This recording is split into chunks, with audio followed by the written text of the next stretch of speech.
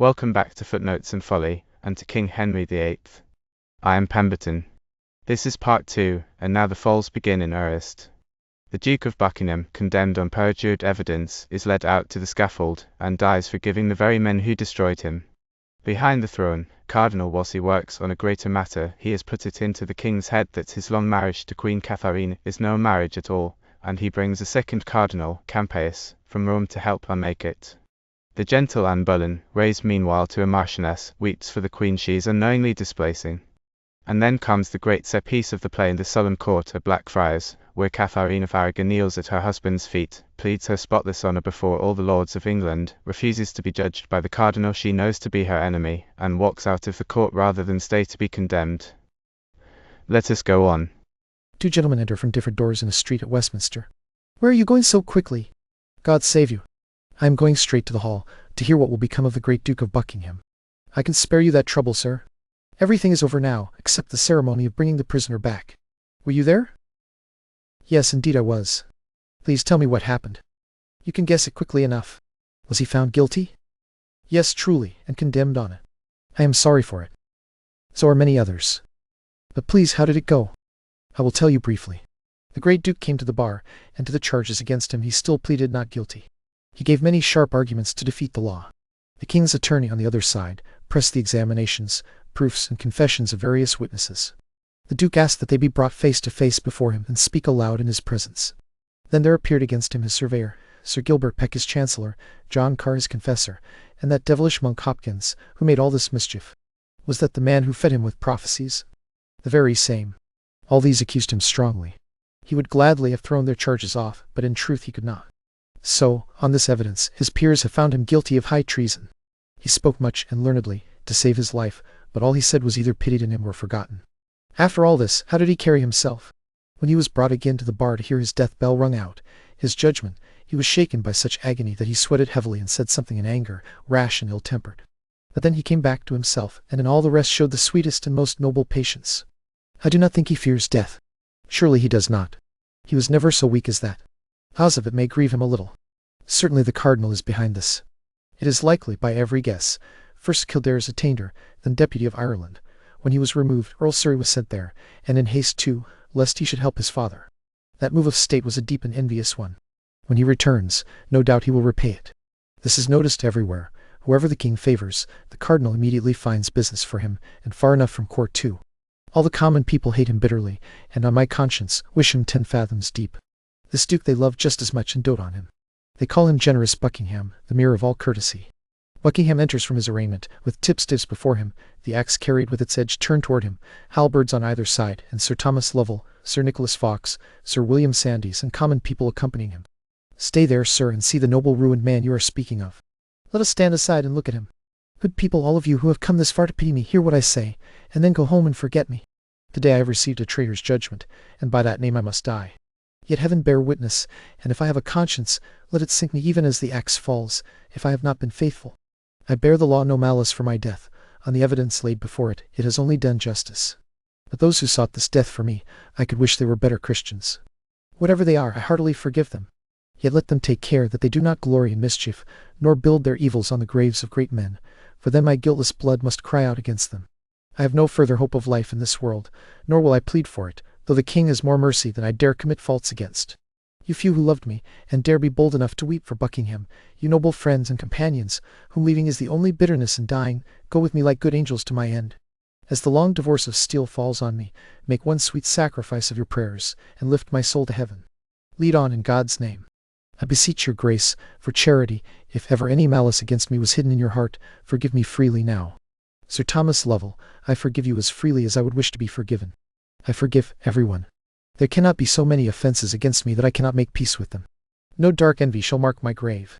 Commend me to his grace, and if he speaks of Buckingham, please tell him you met him halfway to heaven. My vows and prayers are still the king's, and until my soul leaves me they shall cry for blessings on him. May he live longer than I have time to count his years. May his rule always be beloved and loving. And when old time leads him to his end, may goodness and he fill one monument together. I must conduct your grace to the waterside. Then I give my charge over to Sir Nicholas Fox, who undertakes to bring you to your end. Make ready there. The Duke is coming.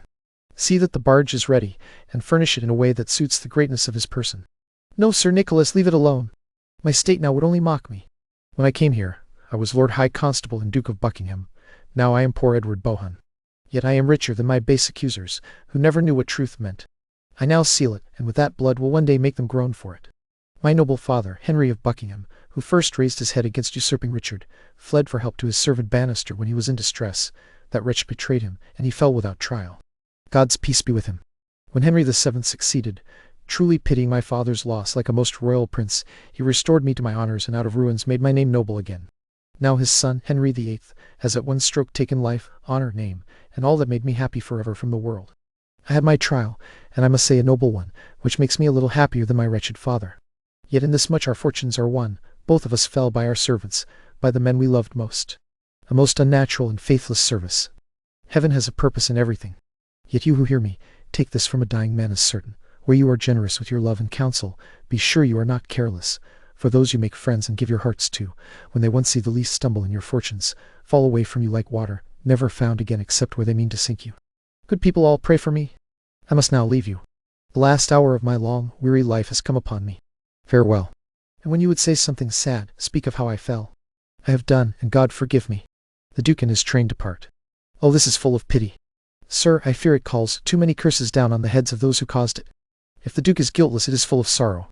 Yet I can give you a hint of a coming evil, if it happens, greater than this. Good angels, keep it from us. What may it be? You do not doubt my trustworthiness, sir? This secret is so weighty that it will require strong faith to hide it. Let me hear it. I am not a man who talks much. I trust you. You shall hear it, sir. Have you not lately heard a murmur about a separation between the king and Katharine? Yes, but it did not hold. For when the king heard of it, in anger he sent commands straight to the Lord Mayor to stop the rumor and quiet the tongues that dared spread it. But that slander, sir, is now found to be true, for it rises again fresher than ever, and it is held as certain that the king will attempt it. Either the cardinal, or some who are close about him, have out of malice toward the good queen filled him with a scruple that will undo her. To confirm this too, Cardinal Campeius has arrived, and as everyone thinks, recently for this very business. It is the cardinal, and solely to take revenge on the emperor for not giving him, when he asked for it, the archbishopric of Toledo. This has been planned. I think you have struck the mark. But is it not cruel that she should feel the pain of this? The cardinal will have his will, and she must fall. It is grievous. We are too exposed here to discuss this. Let us think more on it in private. They depart. The Lord Chamberlain enters an antechamber in the palace, reading a letter. It says that the horses his lordship sent for had been chosen, ridden, and equipped with every care. They were young, handsome, and of the finest northern breed. But when they were ready to travel to London, a man belonging to my Lord Cardinal, armed with authority and force, took them away, saying that his master must be served before any subject, if not before the king himself. That answer silenced everyone. The Lord Chamberlain lowers the letter. I fear he will indeed. Well, let him have them. I think he means to have everything. The Dukes of Norfolk and Suffolk entered to the Lord Chamberlain. Well met, my Lord Chamberlain. Good day to both your graces. How is the king occupied? I left him alone, full of troubled and sorrowful thoughts. What is the cause? It seems his marriage to his brother's wife has come too close upon his conscience. No, his conscience has come too close to another lady. It is so. This is the cardinal's doing, the king cardinal. That blind priest, like Fortune's eldest son, turns everything whichever way he likes. The king will know him for what he is one day. Pray God he does. Otherwise the king will never know himself. How piously he manages all his affairs, and with what holy zeal. Now that he has broken the alliance between us and the emperor, the queen's great-nephew, he digs into the king's soul and scatters danger, doubt, torment of conscience, fears and despairs all over this marriage. Then from all these anxieties, to restore the king to peace, he advises a divorce, the loss of a woman who has hung like a jewel at his neck for 20 years, and has never lost her brightness, a woman who loves him with the pure love angels bear good men, a woman who, even when the hardest blow of fortune falls, will bless the king. Is this not a godly course? Heaven keep me from such counsel. It is all too true. These reports are everywhere. Every tongue speaks of them, and every faithful heart weeps over them. All who dare look into these affairs see the great purpose behind them. The French king's sister. Heaven will one day open the king's eyes, which have slept so long upon this bold, wicked man. Free us from his slavery. We need to pray, and pray earnestly, for our deliverance, or this overbearing man will turn us all from princes into pages.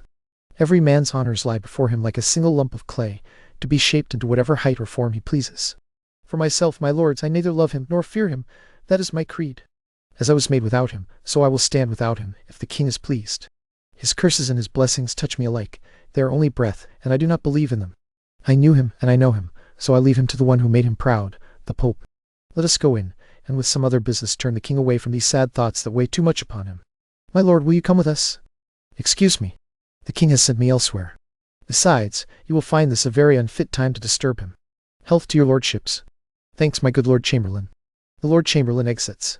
The king draws back the curtain and sits, reading pensively. How sad he looks. Surely he is deeply afflicted. Who is there? Ha! Pray God he is not angry. Who is there, I say? How dare you force yourselves into my private meditations? Who am I? Ha! A gracious king, who pardons all offences that malice never intended. Our breach of duty in coming this way concerns business of state, in which we come to learn your royal pleasure. You are too bold. Come, I will teach you the proper times for business. Is this an hour for worldly affairs, ha? Wolsey and Campaius enter with a commission. Who is there? My good Lord Cardinal. O my Wolsey, the peace of my wounded conscience, you are a cure fit for a king. You are welcome, most learned and reverend sir, into our kingdom. Use both us in it. My good lord, take great care that I am not found to be a mere talker. Sir, you cannot be. I wish your grace would give us just 1 hour of private conference. We are busy. Go. This priest has no pride in him. None worth mentioning. Still, I would not be as sick as he is, even to have his place. But this cannot last. If it does, I will risk one direct blow at him. And I another. Norfolk and Suffolk exit. Your grace has shown a model of wisdom above all princes by freely submitting your scruple to the judgment of Christendom. Who can be angry now? What envy can reach you? The Vanguard, bound by blood and favour to her, must now confess, if they have any goodness, that this trial is just and noble. All the clerks, I mean the learned men of Christian kingdoms, have their free voices in it. Rome, the nurse of judgment, invited by your noble self, has sent us one general voice in this good man, this just and learned priest, Cardinal Campaius, whom once more I present to your highness. And once more I welcome him in my arms, and thank the holy conclave for their love. They have sent me exactly the man I would have wished for. Your grace must deserve the love of all strangers, being so noble. Into your highness's hand I deliver my commission. By its authority, the court of Rome commands that you, my lord Cardinal of York, are joined with me, their servant, in the impartial judgment of this matter. 2 equal men. Queen shall be informed at once why you have come. Where's Gardiner? I know your majesty has always loved her so dearly in your heart, that you would not deny her what a woman of far lower rank might ask by law, learned men freely allowed to argue on her behalf. Yes, and she shall have the best, and my favour shall go to the one who serves her best. God forbid otherwise. Cardinal, call Gardiner to me, my new secretary. I find him a capable fellow. Gardiner enters. Give me your hand. Much joy and favour to you. You are the king's man now. But I remain forever at your grace's command, whose hand has raised me. Come here, Gardiner. The king and Gardiner walk aside and speak quietly. My lord of York, was not one Dr. Pace in this man's office before him? Yes, he was. Was he not considered a learned man? Yes, certainly. Believe me, then, there is an unfavourable opinion spreading, even about yourself, Lord Cardinal. How? About me? They will not hesitate to say you envied him, and fearing he would rise because he was so virtuous, kept him always abroad on foreign service. That grieved him so deeply that he went mad and died. Heaven's peace be with him. That is Christian care enough. As for living murmurers, there are places of correction. He was a fool because he insisted on being virtuous. This good fellow here, if I command him, follows my direction. I will have no one so near the king who does otherwise. Learn this, brother, we do not live to be held in the grip of lesser men. Deliver this to the queen with modesty. Gardiner exits. The most convenient place I can think of for receiving such learning is Blackfriars. There you shall meet about this weighty business. My Wolsey, see that it is properly prepared. Oh, my lord, would it not grieve an able man to leave so sweet a bedfellow? But conscience. Oh, it is a tender place, and I must leave her. They exit. And Bullen and an old lady enter an antechamber in the queen's apartments. Not even for that. This is the pain that troubles me. His Highness has lived so long with her, and she is so good a lady that no tongue could ever speak dishonour of her. By my life, she never knew wrong-doing. And now, after so many years have passed over her while she sat enthroned, still increasing in majesty and splendour, a state 1,000 times more bitter to leave than it was sweet at first to gain, after all this, to send her away is a pity that would move even a monster. Hearts made of the hardest stuff melt and grieve for her. Oh, God's will! It would have been far better if she had never known royal pomp. Though it is only earthly greatness, if that quarrelsome thing fortune divorces it from the person who bears it, the suffering is as painful as separating soul from body. Alas, poor lady, she is a stranger again now. So much the more pity must fall upon her. Truly, I swear it is better to be born low and live content among humble people than to be lifted up into glittering grief and wear a golden sorrow. Contentment is the best possession we have. By my truth and maidenhood, I would not be a queen. Curse me, but I would, and I would risk my maidenhood for it, and so would you for all the seasoning of hypocrisy.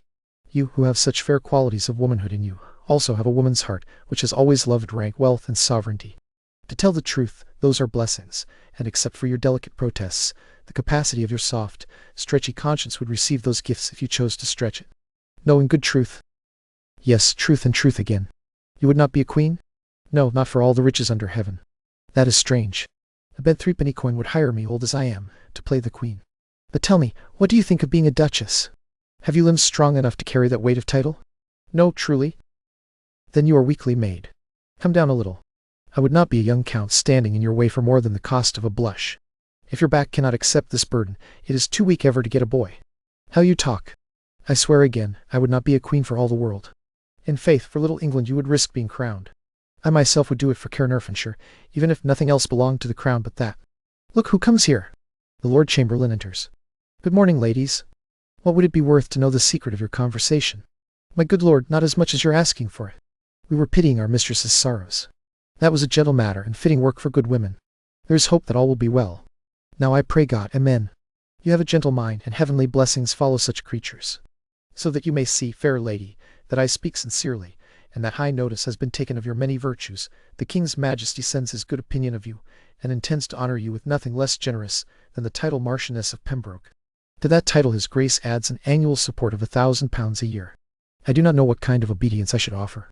More than all I have is nothing. My prayers are not words holy enough, and my wishes are worth no more than empty vanities. Yet prayers and wishes are all I can return. I beg your lordship, please speak my thanks and my obedience, as from a blushing handmaid, to his highness, whose health and royalty I pray for. Lady, I shall not fail to confirm the good opinion the king has of you. Aside, I have studied her well. Beauty and honour are so mingled in her that they have caught the king, and who knows whether from this lady may come a jewel that will light all this island. I will go to the king and say I spoke with you. My honoured lord. The Lord Chamberlain exits. Why, this is it. See. I have been begging 16 years at court, and I am still a beggarly courtier. I could never come exactly between too early and too late for any suit that brought me pounds. And you, O fate, a very fresh fish here, fie on this forced fortune, have your mouth filled before you open it. This is strange to me. How does it taste? Is it bitter? 40p says no. There was a lady once, it is an old story, who would not be a queen. No, she would not for all the mud in Egypt. Have you heard it? Come, you are being merry. With your subject I could rise higher than the lark. The Marchioness of Pembroke? £1,000 a year for pure respect. No other obligation? By my life, that promises more thousands. Honour's train is longer than the front of his robe. By this time I know your back will bear a duchess. Tell me, are you not stronger than you were? Good lady, make your own amusement out of your private fancy, and leave me out of it. I wish I had no life if this greeting stirs my blood one bit. It makes me faint to think what follows. The queen is comfortless, and we are forgetful in our long absence. Please do not tell her what you have heard here. What do you take me for? They exit. Trumpets, a solemn flourish, and cornets sound. 2 vergers enter with short silver wands, then 2 scribes dressed as doctors, then the Archbishop of Canterbury alone, then the bishops of Lincoln, Ely, Rochester, and St. Asaph. After them, at a little distance, comes a gentleman carrying the purse with a great seal and a cardinal's hat, then 2 priests, each bearing a silver cross, then a bare-headed gentleman usher with a sergeant at arms carrying a silver mace, then 2 gentlemen carrying 2 great silver pillars, after them, side by side, the 2 cardinals, then 2 noblemen with a sword and mace. The king takes his place beneath the cloth of state. The 2 cardinals sit below him as judges. The queen takes her place some distance from the king. The bishops arrange themselves on either side of the court, as in a church court. Below them sit the scribes. The lords sit next to the bishops. The rest of the attendants stand in proper order around the hall. While our commission from Rome is being read, command silence. What need is there? It has already been read publicly, and its authority has been accepted on every side. You may spare that time. Let it be so. Proceed. Say, Henry, King of England, come into the court. Henry, King of England, come into the court. Here. Say, Katharine, Queen of England, come into the court. Katharine, Queen of England, come into the court. The queen gives no answer. She rises from her chair, walks around the court, comes to the king, kneels at his feet, and speaks. Sir, I ask you to do me right and justice, and to show me pity, for I am a very poor woman here, and a stranger, born outside your dominions.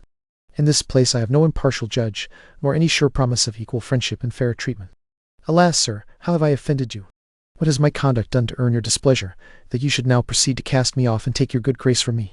Heaven witness that I have been a true and humble wife to you, always conforming myself to your will, always afraid to kindle your dislike, yes, subject to your very expression, glad or sorrowful as I saw it inclined. When was there ever an hour when I contradicted your desire, or did not make it mine as well? Which of your friends have I not tried to love, even when I knew he was my enemy? What friend of mine, once your anger had turned against him, did I continue to favor? No, I made it known that he was dismissed from my affection.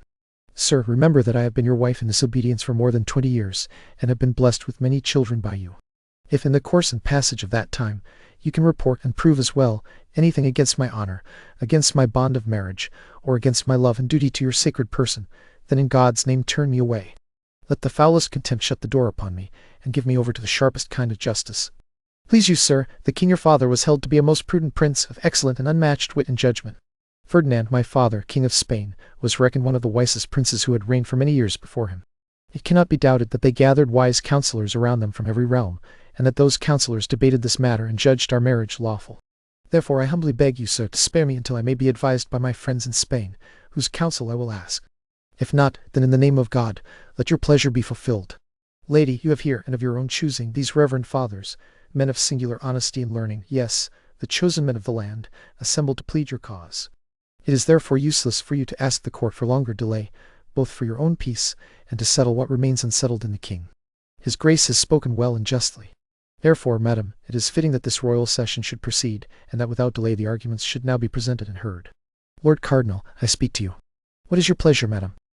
Sir, I am about to weep, but when I remember that I am a queen, or have long dreamed that I was one, and certainly the daughter of a king, I will turn my tears into sparks of fire. Be patient still. I will, when you are humble. No, before then, or God will punish me. Strong circumstances persuade me to believe that you are my enemy, and I make this challenge. You shall not be my judge. For it is you who have blown this coal between my lord and me, and may God's dew quench it. Therefore I say again, I utterly reject you, yes, from my soul I refuse you as my judge. Once more, I hold you to be my most malicious enemy, and I do not think you any friend to truth. I declare that you do not speak like yourself, you who have always stood for charity and shown the effects of a gentle nature and a wisdom beyond the usual power of women. Madam, you wrong me. I have no malice against you, nor injustice toward you or anyone else. How far I have proceeded, and how much farther I shall proceed, is warranted by a commission from the consistory, yes, the whole consistory of Rome. You charge me with having blown this coal. I deny it. The king is present. If he knows that I deny my own deed, then he may rightly wound my falsehood as deeply as you have wounded my truth. If he knows I am free from what you report, then he knows I am not guilty of your wrong. Therefore it lies with him to cure me, and the cure is to remove these thoughts from you. Before his highness speaks on that, I beg you, gracious madam, to take back what you have said, and to say so no more. My lord, I am a plain woman, far too weak to oppose your cunning. You are meek and humble in your speech. You sign your office and calling in full appearance with meekness and humility, but your heart is crammed with arrogance, malice, and pride. By fortune and his highness's favors you have easily stepped over low degrees, and now you are mounted so high that powers attend you like servants, and your words, like members of your household, serve your will in whatever office you choose to give them. I must tell you that you care more for your own personal honor than for your high spiritual profession. Again I refuse you as my judge, and here before you all I appeal to the Pope, to bring my whole cause before his holiness and to be judged by him. She curtsies to the king and moves to depart. The queen is obstinate, stubborn against justice, quick to accuse it, and disdainful of being tried by it. This is not well. She is going away. Call her back. Katharine, Queen of England, come into the court. Madam, you are called back. Why need you point that out? Please keep on your way. When you are called, then return. No, the Lord help me. They vex me beyond my patience. Please go on. I will not stay, no, nor will I ever again appear in any of their courts about this matter. Queen and her attendants leave. Go your ways, Kate. If any man in the world reports that he has a better wife, do not trust him in anything, for he speaks falsely in that. You alone, if your rare qualities, sweet gentleness, saint-like meekness, wife-like rule, obedience even while commanding, and all your other sovereign and pious virtues could fully speak you out, are the queen of earthly queens. She is nobly born, and in keeping with her true nobility she has carried herself toward me. Most gracious sir, in the humblest manner I ask your highness to be pleased to declare, in the hearing of all these ears, for where I am robbed and bound, there I must be unloosed, though not at once and fully satisfied, whether I ever first raised this business to your highness, or placed any scruple in your way that might lead you to question it, or whether I ever spoke to you, except with thanks to God for such a royal lady, even the least word that might prejudice her present state or touch her good person. My lord cardinal, I excuse you. Yes, upon my honor, I free you from it. You do not need to be told that you have many enemies who do not know why they are enemies, but like village curs bark because their fellows do. Some of these have stirred the queen to anger. You are excused. But will you be more fully justified? You have always wished this business to sleep, never desired it to be stirred, and have often hindered the paths that were made toward it. On my honor, I speak for my good Lord Cardinal on this point, and thus far clear him. Now, what moved me to it, I will be bold to explain if you give me time and attention. Then mark the cause. This is how it came, give heed to it. My conscience first received a tenderness, a scruple, and a sting from certain speeches uttered by the Bishop of Bayonne, then the French ambassador, who had been sent here to debate a marriage between the Duke of Orleans and our daughter Mary. In the progress of that business, before a settled resolution was reached, the bishop, asked for a delay, so that he might inform the king his lord whether our daughter was legitimate, considering this marriage of ours with the dowager, once our brother's wife. That request shook the depths of my conscience. It entered me with splitting force, and made the region of my breast tremble. It forced such an opening that many bewildered thoughts crowded in and pressed upon me with this warning. First, I thought I did not stand in the smile of heaven, which had commanded nature that my lady's womb, if it conceived a male child by me, should do no more offices of life for him than the grave does for the dead. For her male children either died where they were conceived, or shortly after this world had breathed upon them. From this I took the thought that this was a judgment on me, that my kingdom, worthy of the best heir in the world, should not be made glad with one by me. Then I weighed the danger in which my realm stood through the failure of my issue, and that gave me many groaning pangs. Thus, tossed on the wild sea of my conscience, I steered toward this remedy for which we are now present here together. That is, I meant to set right my conscience, which I then felt to be very sick and still not well, by the judgment of all the reverend fathers of the land and learned doctors. First I began in private with you, my Lord of Lincoln. You remember how I labored under my oppression when I first raised it with you. Very well, my liege. I have spoken long. Be pleased now to say yourself how far you satisfied me. If it please your highness, the question at first so staggered me, carrying in it a matter of such mighty importance and such fearful consequence, that I committed the boldest counsel I had to doubt, and urged your highness to take this course which you are following here. I then moved you, my Lord of Canterbury, and gained your leave to make this present summons. I left no reverend person in this court unasked, but proceeded by each person's particular consent, under your hands and seals. Therefore go on, for no dislike in the world against the person of the good queen, but only the sharp thorny points of my alleged reasons, drives this matter forward. Prove our marriage lawful, and by my life and kingly dignity, I am content to wear out the rest of my mortal state with her, Katharine, our queen, before the finest creature that is praised as a matchless wonder in the world. If it please your highness, since the queen is absent, it is necessary and proper that we adjourn this court until another day. Meanwhile, an earnest effort must be made with the queen to call back the appeal she intends to make to his holiness. I can see that these cardinals are trifling with me. I abhor this delaying laziness, and these tricks of Rome. My learned and well-loved servant, Cranmer, return, I beg you. With your approach I know my comfort comes along. Break up the court. I say, let us go. They leave in the same ceremonial order in which they entered. And there we pause, with the Queen's cause hanging and the Cardinal's web spun tight. Buckingham is dead. Katharine has defended herself with a dignity that shames the court, but cannot save her crown, and the two cardinals press on with a divorce that will set Anne Bullen in her place. Yet Wolsey has overreached, and the king is no longer the pliant master he supposes. Next time, in Part 3, the great cardinal's own ruin, and the most famous farewell to greatness in all the plays. Mind the footnotes, and beware the folly.